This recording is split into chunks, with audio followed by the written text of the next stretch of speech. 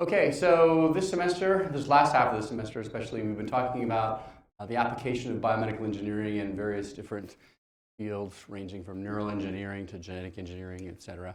And all of the design principles and applications that we've talked about have all been based on one probably unnoticed premise, and that is that these devices and these technologies were being designed and produced on the planet Earth.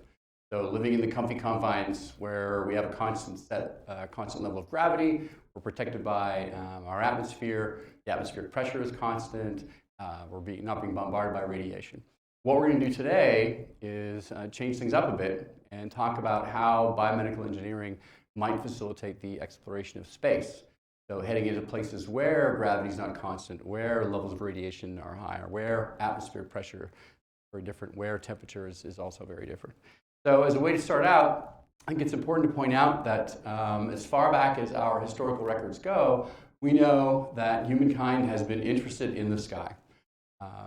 So even if you go back, some of the most detailed records come from the Mayans almost 4,000 years ago, and they were very detailed investigators of the sky.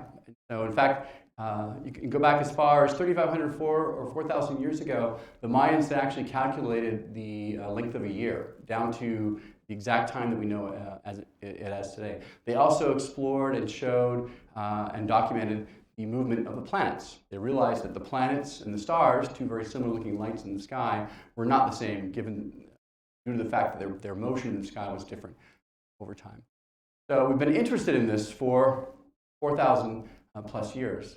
But it's only been in the last 60 years or so that we've actually tried to leave the planet and start to investigate what's out there.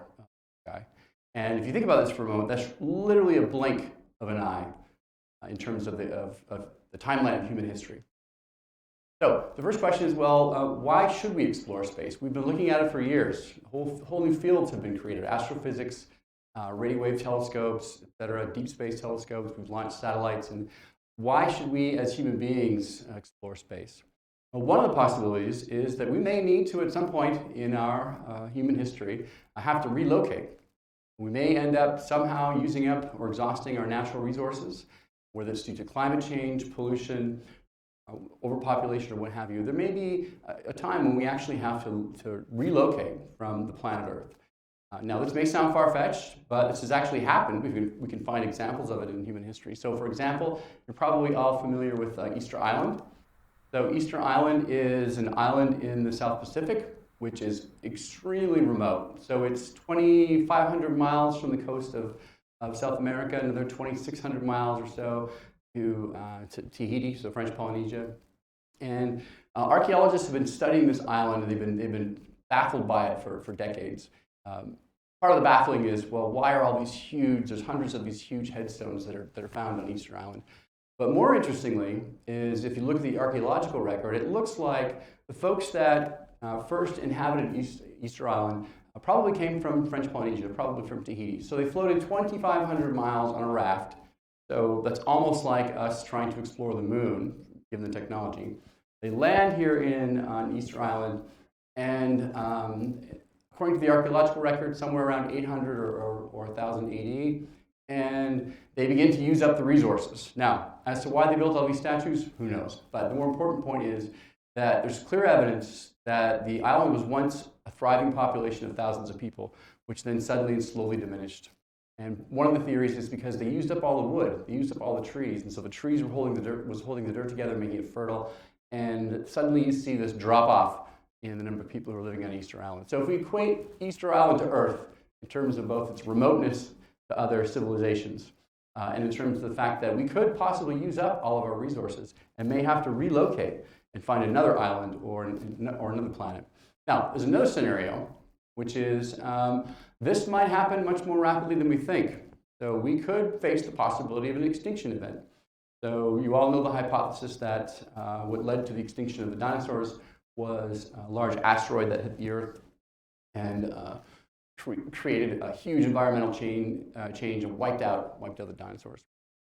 This may sound far-fetched, but in fact, this has happened in the last century or so a couple of times. So, for example, if you look at the Tugunska River in Russia back in 1908, a large asteroid or meteor rather came down in and exploded. Didn't hit the ground, it exploded above the ground and wiped out millions of acres of trees. So this has happened in our past, and it left its signature as being a large, giant crater in. Also happened more recently in Russia the last 7 years ago, about 7 years ago, where a large meteorite came in through the atmosphere and was recorded on a number of different dash cams, etc. And this was minute compared to what we think happened to the dinosaurs. And yet, this small meteorite that hit the Earth created a huge amount of devastation.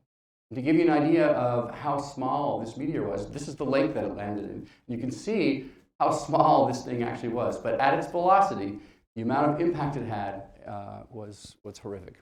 So the whole point of this is that by exploring space, if we one day want to do a Columbus-like adventure where we go off and try and find new lands, we need to overcome a number of hurdles.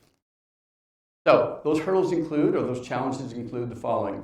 The first one is distance. So we've known this for years and years, for decades, that things within our solar system, things within our galaxy, and things within our universe are a long ways apart. Huge amounts of distance. So that's the first issue. We don't have the technology to cover those kinds of distances in the amount of time that we have as a human individual. The other problem is that when you leave the confines of the Earth, you leave the atmosphere and the protective layer of the Van Allen belt, etc., there's no air pressure, and that's going to be a problem. We'll talk about that more. It's also real cold out in space, so over minus 400 degrees Fahrenheit, which are out into true space. But that's not even the worst part. The worst part is probably the fact that not only is there changes in pressure, loss of pressure, but also there's an increase in radiation. So we enjoy the fact that we can sit here on planet Earth and radiation is captured by the Van Allen belt. It's also captured or blocked by partially by the atmosphere, keeps us from being irradiated. Once we're out there, well, how are we going to survive? There's no food or water in space. And the other issue is that there's also no to little gravity once you get out into space. So let's talk about each of these different issues and how biomedical engineering might play a role in solving some of them. So the first problem is distance. And again, as I mentioned before, we know that this is a problem. So this is a picture that my friend and I took up in northern Arizona on a clear night sky. And you can see what we're looking through here is, this is the Milky Way. And it gives you an idea of the vastness of just our galaxy alone. So even if you just look at our solar system, and distances are so great that we don't measure them in miles, and we measure them in light years. So how long does it take a beam of light to get from one place to another? Light travels at about 186,000 miles per second, just an idea. So the distance to the sun is about 0.00016 light years, which is not very much, and astronomically it's minute. The nearest star to us is Proxima Centauri, which is 4.25 light years. So you'd have to travel the speed of light for 4.25 years in order to get there. And the technology we have right now simply just isn't there. So we can even make the question larger and look at it from an even larger perspective. So this is the Milky Way, and we know that the Milky Way has about 250 billion stars, and it's 175,000 light years across. But it's just one of many galaxies. It's one of 100 billion galaxies, roughly estimated, within the known universe. And it takes 90 billion years for light to travel from one side of the universe all the way over to the other side. So it's always been remarkable to me, even as a kid, as knowing that if we look up at the sky at night and you see these stars, you're actually looking at the past, because it takes so long for the light to get to you. You're actually looking at stars that probably weren't, that are actually there in present time. Okay, so if we assume we understand that distance is a problem, does that prevent us from exploring space? Well, no. We've got other places we can explore. We can do near Earth space exploration, so things like the moon and things like the Earth. And so all of this sort of started in 1957 when the Russian space agency released a satellite called Sputnik. It was the first man-made object to be put into orbit that sent a signal back from itself to the Earth that could be recorded. And this was big news, and it launched what then became known as the space race. So there was a belief that by controlling the space around the Earth, that would give you some military or technological advance over somebody else. And again, this was during the Cold War. launched the space race and between the US and the Soviet governments. And in 1961, Yuri Gagarin was the first human to successfully orbit and come back alive. As he was the first cosmonaut or astronaut, as we call them, to orbit the Earth and come back alive. That launched the space race, and the United States space program, NASA, stepped up its game, and it culminated, of course, with the landing on the moon in 1969 by Neil Armstrong. For those of you that are interested in this sort of thing, there's a wonderful movie called Apollo 11, which has remastered footage, and it really shows nicely how all this went down. All right, so after 1969, the space program continued to develop, and we had the question of, well, going to the moon and back took about a week, 3 days each way, and we wanted to find out, well, what are the effects of living in space for a longer period of time? And so we launched Skylab in 1973, which was sort of a precursor for the International Space Station that we know of now. So astronauts could go up there and spend more than a week. They could spend several months up there. It only lasted about 2.5 years or so. Then in the 1980s, we developed the first spacecraft that could be launched and returned back to the Earth. So the space shuttle, which started in 1981, its last flight was in July of 2011, so a 30-year flight, 30-year lifespan. And following the space shuttle came the International Space Station, which was first launched in 1988. And there have been dozens and dozens of people that have gone up there. And what's interesting about the International Space Station is, one, it's international. So there are a number of different countries that are involved in this. And astronauts, as you're going to hear later, can go up there and live for months and even over a year within the space station. So this lab, this space station, gives us the opportunity to create a situation where we can try and understand, well, what are the effects of long-term exposure to being in space? And this is important because, go back to the distance issue, if we're going to go from A to B, it's going to take a long time, we need to understand what the physiological and anatomical and psychological correlates are, or influences are, of being in space that long. So, okay, first problem. When you're in space, there's no air pressure.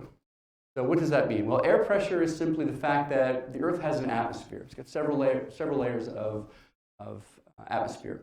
And that atmosphere has a pressure, and it exerts a pressure onto your body.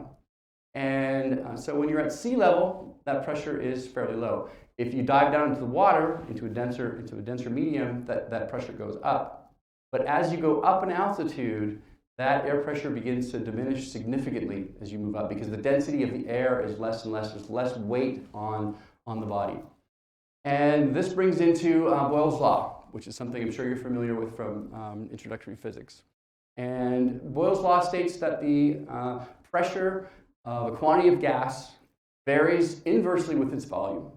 So if you take a container containing a gas and you have a pressure of P1 and a volume of P1 of V1, which is based on the pressure and the gas, the nature of the gas itself, and if you move that into a situation where that pressure has changed, so if you lower that pressure, these two numbers have to always add up on each side of the equation. If you lower that pressure, that means that the volume has to significantly increase. So why is that important for space? Well, the pressure at Earth is what we call 1 atmosphere. So at sea level, you're standing on the beach, you're at 1 atmosphere. The pressure in outer space, so well beyond the gravitational control of the Earth, is 1.6 to the negative 16 atmospheres. So that's a tiny, tiny fraction of what you're seeing at sea level on Earth. Here's why that's a problem if we're going to go investigate and spend some time in space.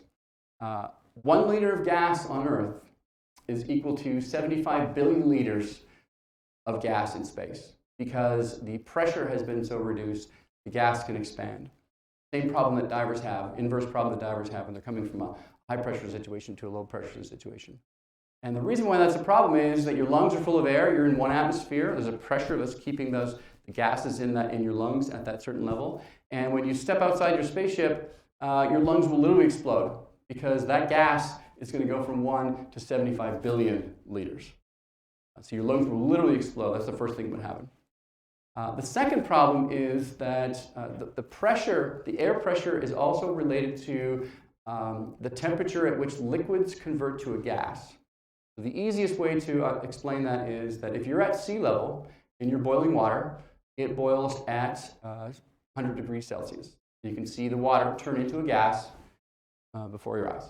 Now, as you move up in altitude, so if you get up to the level where, say, jetliners fly, around 30,000 feet or so, water boils at 79 degrees Celsius. So the higher you go, the easier it is to get a liquid to change into a gas. The problem is that our bodies are composed mostly of fluids. So if you step outside your spaceship out in space, your bodily fluids will literally turn to vapor and boil because it takes much less temperature for your fluids to be converted to a gas. So that's the second problem. The third problem is radiation.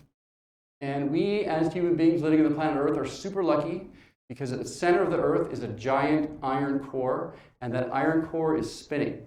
And if you think back to your physics class, you'll know that when you have a spinning piece of ferric material, it creates a magnetic field. So the world is a giant magnet. So it creates these magnetic fields, and that's a good thing for us because it provides a first layer of defense against all of the radiation that's bombarding the Earth from the sun, for example. Solar radiation, solar flares fire up all the time. They send all this radiation towards the Earth. We also get cosmic radiation, or sometimes it's called galactic radiation, things from pulsars and quasars from billions of miles away that are flying in and influencing the Earth. But because we have this magnetic field that protects the Earth, it captures those radiation ions and holds them there and keeps them from getting into the Earth. This is what explains the aurora borealis, so the northern lights. So because at the poles, that level is weaker. The magnetic field is weaker at the pole, and so you can see the capture of those ions within the sky at night. And so at certain times, often they'll say there's a big solar storm that's just happened. Tonight's going to be a great night for northern lights. Growing up in Canada is something that I used to pay attention to quite a bit. So that's the first level of protection. The second level is we have these various layers of the atmosphere that keep that radiation from affecting us. So we live down here in the troposphere. So nice and cozy, the temperature's nice, not a lot of radiation, gravity is nice and solid, everything's great. Now, as you move up, you'll see changes in temperature, and you'll also see changes in the kind of radiation that you experience. So we see infrared and visible light that makes it through the atmosphere and through the belts. And then as you go up, you start seeing more radiation at different areas of the electromagnetic spectrum. These are the guys that are trouble. So once you get up to a certain level, as in outer space, now you're being bombarded with radiation because you don't have this protective level of the atmosphere to keep you from being hit by the radiation. All right, so we've talked about air pressure as a problem, radiation exposure also a problem. But here's the other problem. The further away you move from the Earth, the weaker the forces of gravity are. And so one of the easiest ways to understand this is by looking at the space exploration program itself. So if you want to put yourself into orbit, what you need to do is have an exit velocity from the Earth at a certain speed that's required to get you to a certain distance from the Earth that will put you into orbit. So in other words, you're not actually orbiting the Earth. There's a common misconception that things like the space station are simply orbiting the Earth. They're actually in a permanent state of free fall. What I mean by that is if you think about it, if you took a baseball and you threw a baseball and it would land 20 or 30 yards away, it would do this, it would arc like this and then land. But what if you threw it harder and harder and harder? Pretty soon it would fail to land and just keep going around the Earth and keep going around the Earth. But that depends on your exit velocity as you leave the Earth. So if you, for example, want to be in a low-level orbit, say such as the space station, which is around 254 miles in altitude, you need a launch speed of about 17,000 miles an hour to get you up high enough so it looks like that baseball and it's not going to land and it just keeps going around and around the Earth. Now, if you have higher and higher launch velocities, you get further and further orbits, and those orbits become distorted. They start out circular, and they start to become more and more elliptical. If you really want to leave the Earth, and you want to leave town, then you're going to need to be up well over 25,000 miles an hour when you leave the Earth. So when we're launching deep space probes, for example, these are the kind of speeds that we're looking at.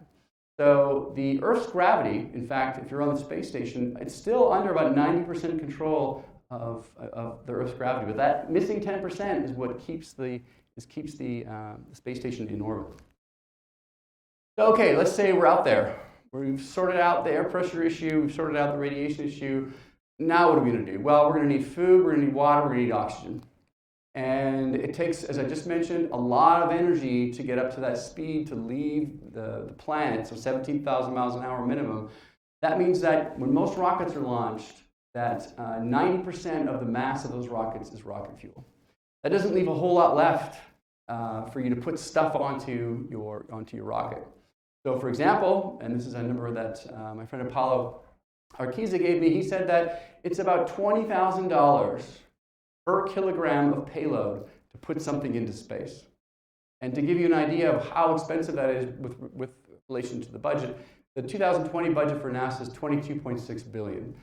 So this is a plot showing you the budget as a percentage of the national budget over several years. You can see that here in the late 60s and early 70s, there's a real spike that was during the space race. Now we're down to somewhere around 1% or possibly even lower. So it's really expensive to get life-supporting equipment up there, ways to have food, oxygen, and water.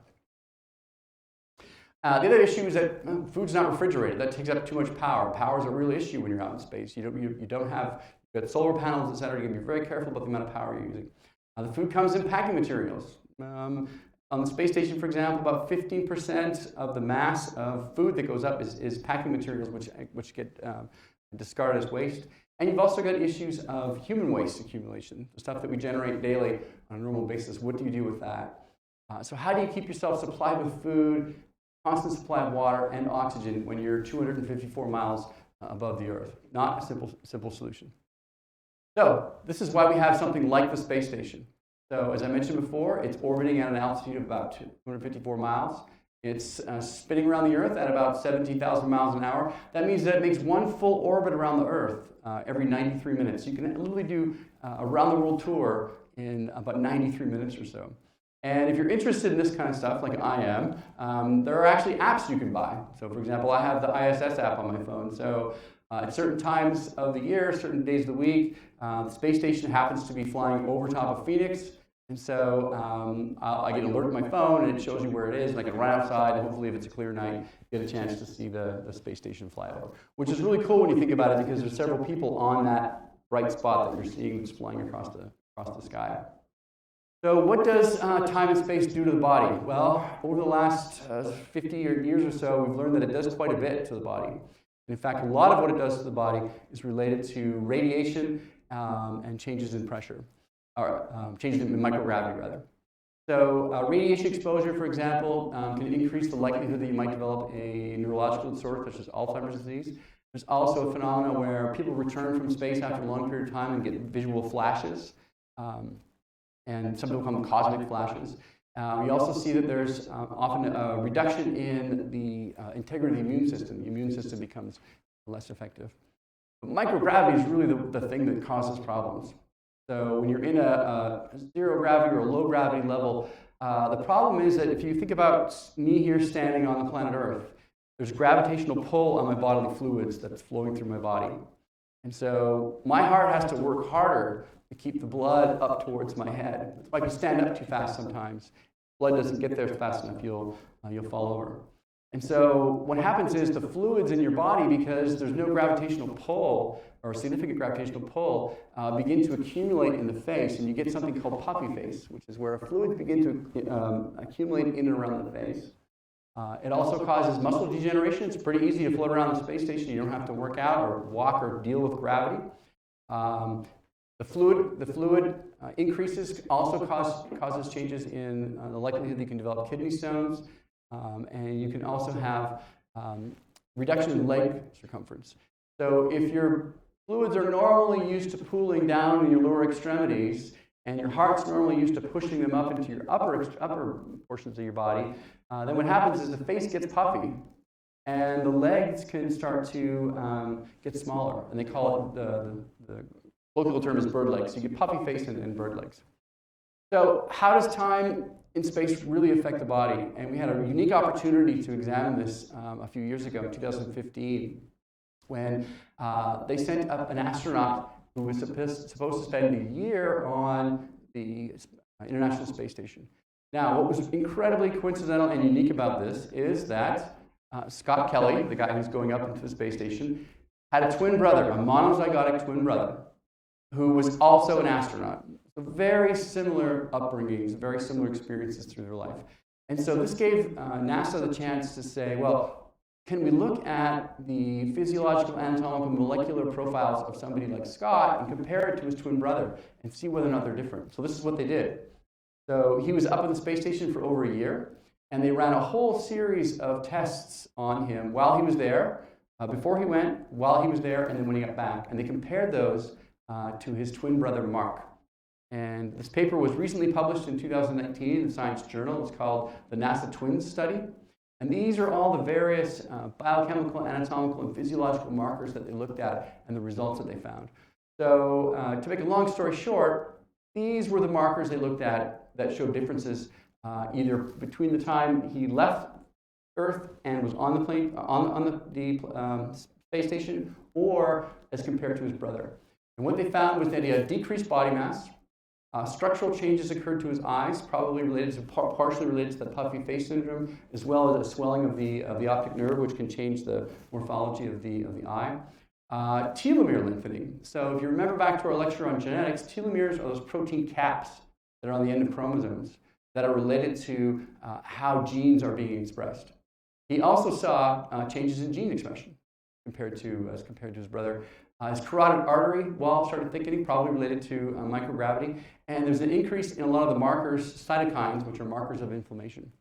So this is obviously it's a one case study comparing one twin to another, but a very unique opportunity to look at what space does to the body by comparing it across twins. Okay, so here are the problems. We've got no air pressure. We can't solve the distance problem yet. We've got no air pressure. We've got increased radiation. So how do we deal with that? Well, we create systems that allow us to deal with the fact that there's low pressure and deal with the fact that there's high radiation. So if you look at standard NASA spacesuits these days, they first have gold visors, which reflect a lot of the radiation or the intense light from the sun. They also have several layers, up to 14 layers of materials that are all designed to protect the astronaut from radiation and also from microparticles that can be traveling at high speeds through the in and around the Earth and penetrate the suit. So there's a bladder pressurized layer, which is there to pressurize the body to 1 atmosphere, so to make it feel like you're on Earth. Also keeps the body warm. There's also several layers of insulation that block radiation, typically composed of mylar or Dacron. There's also layers of Kevlar, which, as you may know, are what bulletproof suits are made of, to protect yourself from what are called micrometeors, those small particles you can't see that are traveling at high velocity. They also have a CO2 scrubber, so if you're in there and you're breathing, you're generating a lot of CO2, you have to have a way of filtering that out of the suit, the protective suit you're in. And they also have a way of making sure that the oxygen and nitrogen mix is comparable to what you see when you're on the planet Earth. So how do we deal with microgravity? Well, we haven't got there yet. But what we can say is that one of the ways to deal with it and deal with some of the effects of microgravity is to ask the astronauts to engage in a certain amount of physical activity during the day. And there's no gravity, so how do you do that? Well, they typically do it with tensor lengths. So you long elastics, basically, that hold them in place. So you can do things like run on a treadmill, or you can increase the tension and do things like a bench press or a deadlift to try and keep the possibility of having muscle atrophy or reductions in bone density from happening because you're in space. So here's the other problem. We're up in space, we're orbiting around the Earth, and we need a constant supply of oxygen and water in order for us to survive. And this was a system that was developed by both the Russian and American space agencies, and this is what it looks like on the International Space Station. Basically what you're doing is you're recycling all fluids, including those that are associated with urine, having a purifying factor, and then combining that purifying factor with the fact that as you pull CO2 out of the air, you can actually recreate more oxygen by combining it with the recycled water. And then the waste materials, including methane and CO2, are then vented outside outside of the space station. So there are ways to do this. This technology's been around for quite a while. So we can keep a constant supply of water. We can keep a constant supply of oxygen. All right, so now what are we going to eat? One of the lecturers here in our department, Apollo Arquiza, this is his area of research. So I've, some of these slides I should give him a shout out to because he helped me with the lecture. So if you're on the space station, there are about 65 different foods that are available, and it's a 16-day menu cycle. And you can either have foods that are just ready to go, ready to eat, pre-prepared. You can have foods that maybe are like rice, etc., that require water to be added to them in order for you to eat them. You've got beverages that are ready to go, nothing has to be done to them. And you can also have natural form foods that are there. So for example, M&Ms are often common, crackers, things like that don't need any processing, or you don't need water, you don't need to heat them up, you don't need to cook them, etc. So one of the things about the space program is that it has really generated a lot of technologies that have been used now in day-to-day life. So the robotic technologies used in the Apollo space program as well as on the space shuttle have led to developments in artificial limbs. I showed you the example of telemetric biometrics. We watched Neil Armstrong's heart rate change as he was taking off and landing on the moon. Insulin pumps, monitoring the blood glucose levels of astronauts while they're in space and adjusting the levels of insulin accordingly. That's where insulin pumps got their start. CAT scans, so something that's very common in hospitals, an MRI.